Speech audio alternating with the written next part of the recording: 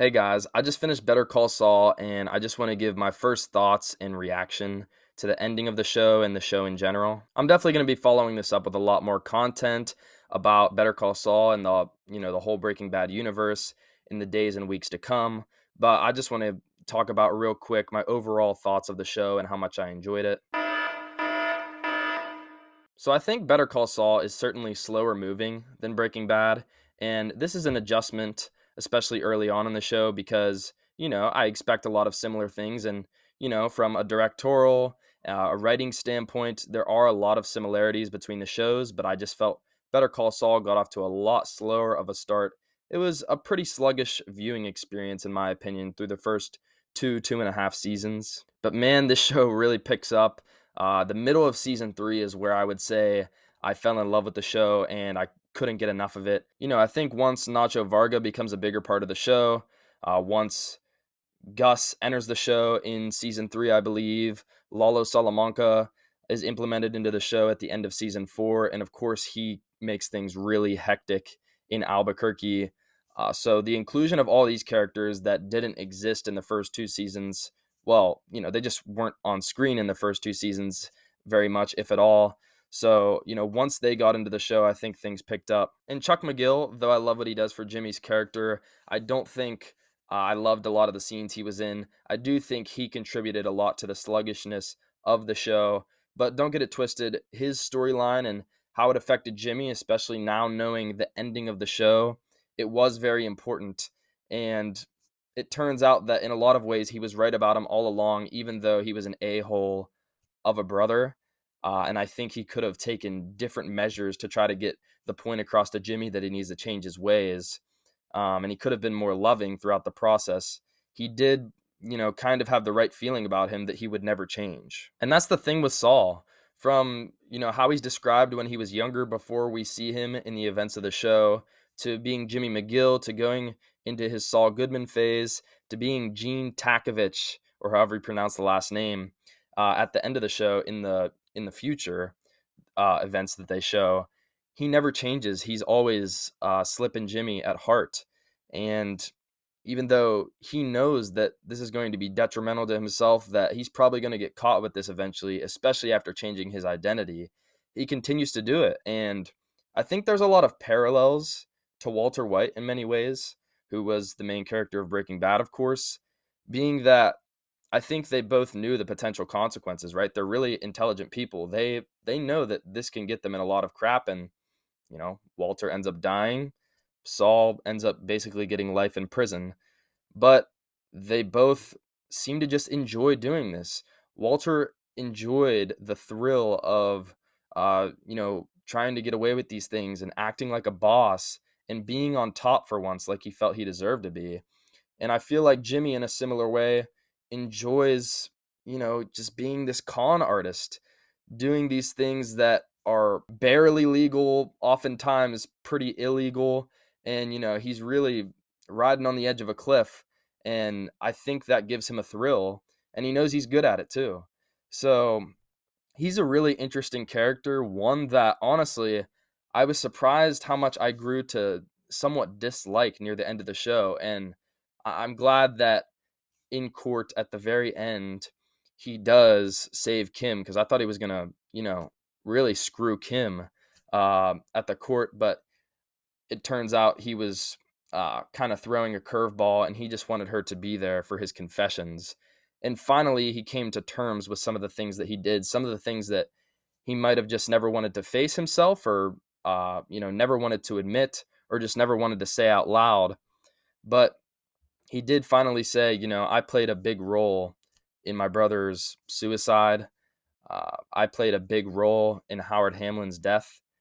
And Walter White could have never done the things he did without me. And I have a major stake of the responsibility in that.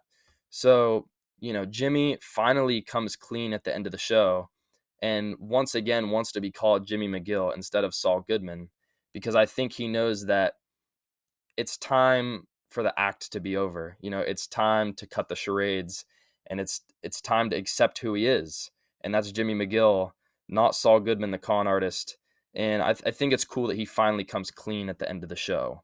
And he doesn't do something at the expense of Kim. I'm probably going to make a full video diving into the intricacies of Saul Goodman, so stay tuned for that. But a couple more things I want to dive into. One is Kim and how much I loved Kim in this show, and I think she's a really underrated character from what I see online in the Breaking Bad universe. I think she's one of the best. She'd probably be in my top 5 or just outside.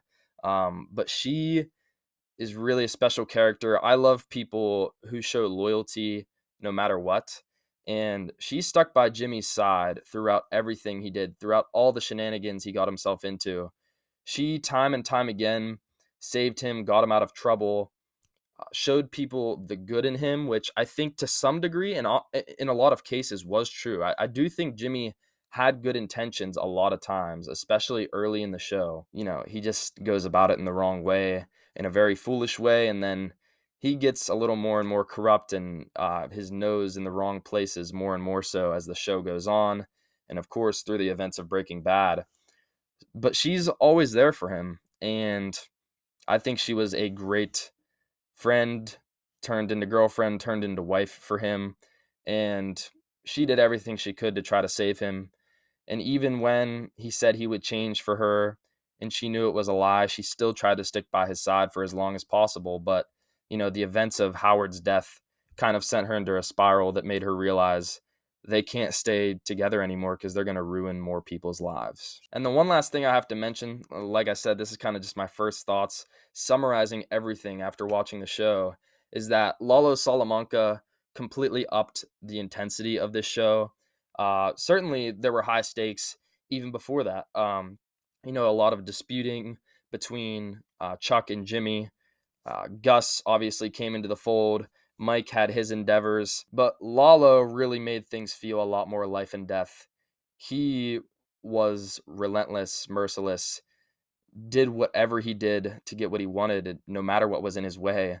He would clear it out of the way. He would kill people. He would get to the bottom of it. He would torture. He would do whatever he had to do to get what he wanted to defend his name and his family.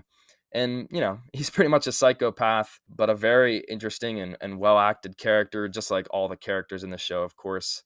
I forgot to mention that with Saul. Obviously, um, Saul is just so well acted by Bob Odenkirk. It's like he is the character. It's so spectacular.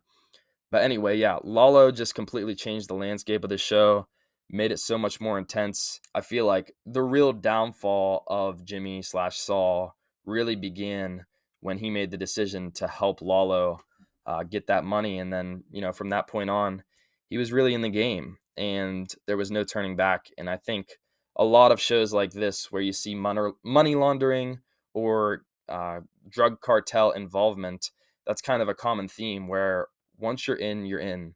And it's kind of like signing your life away to that in most of the cases. So I feel like Jimmy did that. And from that point on, he really had no chance, especially with just the way he seemed to be naturally just mischievous and liking to get himself into trouble and to, you know, getting that thrill from trying to, you know, pull a quick one on somebody. I didn't talk about Mike and Gus much in this, but I did really enjoy their backstories, especially Gus. I think we got to see a slightly different side of him. Don't get me wrong, he's still a ruthless antagonist, but I think, you know, we get a little more personal with him and see how, I think especially the way they close the show with him, he doesn't feel like he can really get close to anybody because he knows they're automatically going to be in danger. So I think more so than someone like Hector Salamanca, Gus does feel a little bit more and think about other people a little bit more. Still think he's a pretty bad guy, but it was interesting to see that. And then everything that happened with Mike's son in Philadelphia with the police and everything, that was really cool too. Um, Overall, I liked both characters better in Breaking Bad, but I definitely appreciated their backstories and what it did for this show and for them as a whole. So this has been my initial thoughts on Better Call Saul directly after finishing. I just finished earlier today. So it's a great show. Like I said, spectacularly written, directed, and acted. And I'm sad that it's over now, but I'm pretty happy with the conclusion of the show. I think a lot of it was fitting. I might dive into more about specifically like the closing episode of the show in a future video. But I just wanted to give my initial reaction after finishing the show and my concluding thoughts now that I'm done. As always, thanks for watching, and don't be afraid to like and subscribe if you enjoyed the video. I'm going to have more Better Call Saul and Breaking Bad content in the coming days and weeks. I have a lot of ideas with things I want to go through with these complex storylines and characters, so stay tuned for those. Thank you, everybody. It's Ty, and I'll see you next time.